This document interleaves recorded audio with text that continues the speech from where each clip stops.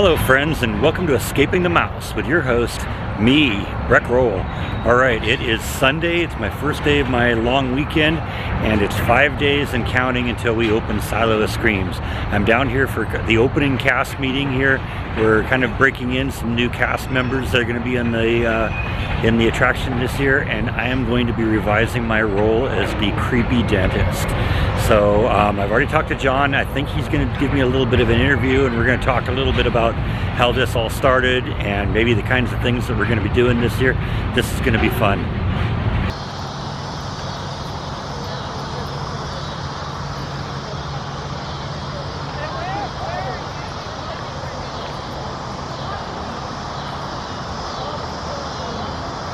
So in the past, when I've done the dentist scene, it was before I had a job and wasn't blasting out of work at 7:30 to get here at 8.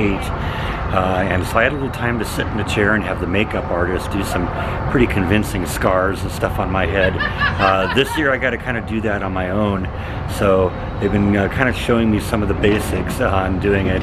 And I don't know, I made, I think, a pretty convincing scar here just practicing on my arm. So we'll probably make some kind of interesting scars on my head or something, maybe on my cheek. And, you know, like I said, that looks pretty convincing, right? That looks pretty real. So that's what I'll be doing probably in the car on the way down here, is putting makeup on. So they're going to get me the equipment so I can do that. And this should be pretty fun. I'm looking forward to this. It's always kind of creepy around here because in addition to the kind of creepy industrial look, we always have these trains going by here making a lot of racket, and that adds to the fun, I think. All right, this is the man himself, John Guthrie, the creator of Silo of Screams. Thank you very much for doing this.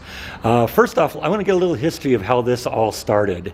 Did you start here? Did you build from this? History of Silo of Screams, or Yes. history of the grounds? History of Silo of Screams. Silo of Screams. So we're in our 5th year. It's 2021. We started in 2017. The idea spawned from really Lisa, our co-creator, has been telling me for about 10 years, hey, open a haunted house. There's a lot of money in it. I've always been very entrepreneurial, but it was nothing I was that interested in. Long story short, we went to a haunted hayride sponsored by the city. It was sold out. I saw hundreds of cars getting turned away, and the entrepreneurial thing in my head started clicking and doing the math. I was like, Ka-ching. man, I could make some money at a haunted house. It's real hard to make money, but at that time I thought I could. You know, I was just seeing dollar signs. So for me, it wasn't so much a passion of horror or Halloween as it was a moneymaker deal for me. It soon turned into a passion for everything haunted house. But we have a company called Guthrie Gardens. It's a property management company, and we manage property throughout Temple. And one of the guys I work for owns this whole 30-acre complex. Okay, I was wondering how that all came in. This is an old sawmill, hardwood manufacturing place. These long hallways we're in are kilns that use like dollies that look like little train cars, and they'd go in and out of these kilns, and they'd actually cure or bake the wood. I'm not sure what the right word is, but that's what these were for. And yeah, you can see the tracks outside still. They're still here. And that the silo and Silo of Scream is what they put all the sawdust in, and then they generated a whole bunch of steam. They used that 3-story incinerator to cook the sawdust. They stored it in the silo, and then they pumped the steam from the heat under the ground into these kilns, and that's how they heated it up. Wow. That was called Tetsucal Hardwoods. They ran big business in this area for probably 20, 30 years, a couple of generations and family. But they finally, got out of the business, sold the property, and that's how you know the guy I work for owned it. And he's developing it for a big industrial company, but even once we do, we got this 9 acres down here kind of sectioned off. Okay. So we could build a big commercial building up on top, probably still maintain the same look, same feel, maybe lose a little parking and have to get creative. But we plan on being here for a long time. But that's the history of it. He showed me this property one day. Hey, we need to make some money here. We need to get leased. You got any ideas? And the first thing I said, man, I can just make a great haunted house. That was probably in November of 2016, and within a week he said, man, let's go for it. You help me with this, help me with that. We had bulldozers out here, started knocking down buildings, and started building that November of 2016. all the way up to opened an hour late, our opening night in 2017, still building. Wow. So we got in a little over our head, made it a little bit bigger than we probably should have. That first year, we had a lot of weak areas, not as developed as we'd like. Growing pains, so to speak. Did you start off with 4 mazes the first year? We started out with 4, yes, and that was all about trying to drive the ticket price up. You know, our competitors in Austin and San Antonio get $40, $50 a night. We started doing the math. You can't make no money at 15. You got to get up to about $30, $35 to make the math work. And that's multiple mazes. And you got to have multiple mazes. What we did wrong is that first year, the mazes weren't great. Her Wicked Way and the Incinerator have always been good. The Van Winkle Memorial the first year was pretty weak. Now it's so rich. It's got authentic medical equipment from the front to the back. It's just come such a long way. And nobody likes to reflect and say, man, maybe we weren't as good as we could have been. But that's just the honest truth. We've grown every year. To now we're considered one of the top 10 haunted houses in Texas. Some lists have us 1 or 2. And we even make some of the lists, nationwide. Part of that is because of the unique setting, the fact that we are 33,000 square feet, and just the fact that we've taken almost all the money and put it back into the haunt every year. So a lot of haunts, we're for profit, believe me, I want to make some money eventually. Right. But we did know that to make this worth that ticket price, we had to keep reinvesting. And as you tour the Van Winkle Memorial today, you'll see there's like 8 authentic hospital beds. There's authentic hospital vintage. I think I've got about $2,000 in prosthetics in that first room up on the wall. Yeah. It's just a visual wow. So we really are trying to get our sets to the caliber of the bigger haunts. We've always been good with the setting, the feel. You hear the train in the background, but we've always needed to maybe make our sets a hair better. This year, we've knocked it out of the park. That's awesome. So how long do you spend setting this up each year? Gosh, Breck, we before we open, we come out here probably in June and start staying 2 or 3 days a week in June. And then probably August 15th on, we're here every day. Wow. It takes probably 3 months to set all this up. It's amazing. But we, have the property management business. So let's say we go do a big project and we're in construction mode and got the whole crew together. And we've done it on a Thursday. Well, that Friday we'll come over here and add an arcade to the fun house. Or we'll add a torture room to the incinerator, while we're in the construction framing mode. Right. And then this last week and a half push, we're making our monsters, we're propping our lights, we're trying to get all the stuff we've pulled out, gone through, and then stuffed back into the trailers. It's really, I wish we had a time-lapse camera going. Yeah. It's really like a bunch of ants out here setting everything up. Okay, so how many people does it take to do something like this? As to far pull as it off? building, or no, in terms of actually running the attraction. We could do it with as little as about 45 people. It's a little weak on those nights. We run an average is probably, I'd say 60 actors in the mazes and probably 10 staff outside. But right now we have a cast of about 85. Wow. But that gives us flex. Some people here some nights, some people not. Yeah, or if it comes late like me. Right. And there's certain areas where you can just have as many as you want. Like in the fun house, we put 50 clowns in there. Right. We just fill it up. Yeah. The incinerator is so big, we got places. Right. There's other areas where it's more tight, where we can't add extra actors. So I would say about 60 to 70 is probably our average. It's a good one. Okay. So tell me a little bit. You got 4 mazes. Tell me kind of the basic story of each of the 4 mazes. Sure. Her Wicked Way is I like to say a journey through Lisa's mind, but she says it's really not. But we like to promote it like that and kind of say you might see her out here, her being Lisa. And her vision was to kind of have a tribute to all the traditional kind of themes. So what we've built is a cave that goes into a swamp, to a backyard. It's full of scarecrows and pumpkin themed characters this year. We've had other years where it's like a voodoo shack type vibe. We just kind of change it up. Then as they exit that swamp area, they enter a house.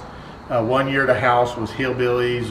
1 year it was strangers. I think that's a movie. We did that theme. This year the zombies have taken over. Oh, nice. So there's zombies and zombie hunters everywhere. And then after you go through the house, you got to hit the backyard, and there's some gangs of chainsaw guys back there who are killing zombies, but they'll kill you too. Yes, whoever's in their way. Right. And then once you leave the house, you end up in our insane asylum. And that all is one maze. We call it Her Wicked Way, Swamp House, Insane Asylum. The next one is one we call the Incinerator. It's a post-apocalyptic theme. It's where the 3-story oven is, and stuff is burning and glowing. It smells like barbecue in there. You have your standard butchers and hogmen and pig face guys and your paramilitary kind of looking characters. They're looking to survive, eat, captive, torture. They're just a pretty grisly group of dudes in there. The next one is the Funhouse. We like to promote it as full of bloodthirsty clowns. We have some iconic characters like Pennywise in there that you'll recognize, sometimes Art the Clown. Mm-hmm. But we also have our own characters we developed in there. We got a young girl with a baseball bat and a shrill to make you hit your knees. So there's all kinds of different characters in the Funhouse. You have that typical carny look to some of the areas. We even have some of those vintage, not quite carousel horses, but they're old metal playground horses where the characters ride. It's really a huge room full of those horses, and it's a pretty visual, stunning deal. It's the most colorful, brightest. It is. And after the Funhouse, of course, they can go in different orders depending on the nights, but the other one we haven't opened this year is the Van Winkle Memorial Hospital. The Van Winkle family has been part of the haunt since we opened, and 2 of our doctors are Van Winkles. Oh. So that's where it gets its name. And then, of course, you're our dentist right in there. We have an orphanage. We have an iconic movie person working in that orphanage that they'll have to see when they come out. We even have a lab in there. We have an autopsy room, a morgue, coffins. And all the equipment you see is vintage and real. So I think we've done a good job with it. So those are our 4 that we'll have open this year. We do have a 5th, but we won't open it this year. We're not going to do the mask restrictions for COVID. Okay. But we are being responsible and not opening what we call our Mystic Maze. It is so confined and tight, there's just no way to keep up with distancing or sanitation. Right. So probably next year, if we get a hold of this COVID situation nationally, we'll probably go back to 5. But for this year, we'll keep it at 4. That's great. Every year I've noticed that I've done this, it's something different. The mazes are reconfigured. Sure. What surprises do you have for us this year? I'm trying to think what's going to be the newest, coolest. The zombies, I think, are going to be a fun twist because we've got so many. Because if you ever watch any zombie movie, there's never just one, right? Right. There are clusters of 3 here and 2 there. Mm-hmm. And we don't usually play off is it real or is it fake? But we've had some fun with that this year. And I think the customers are going to have fun with it. They're going to come around that corner and is that real or is it, that type of right. thing. So the addition in the backyard with the zombies is very cool. We've added a torture room to the incinerator. It's kind of the Saw movies where it's a little bit gory and bloody. Mm-hmm. We don't do a lot of that because I think it's a little bit off-putting, mm-hmm. but we've kind of embraced that in that one room. The fun house always has a new twist. We've got a new room that has got some more black light, some more black light paint. We've added some different motion sensors here and there. We always twist it up a little bit for you. And then the Van Winkle is totally different. We've changed walls. We've added a dead end. We've added an iconic character in an orphanage. We've added a lab. It's just a lot different. So.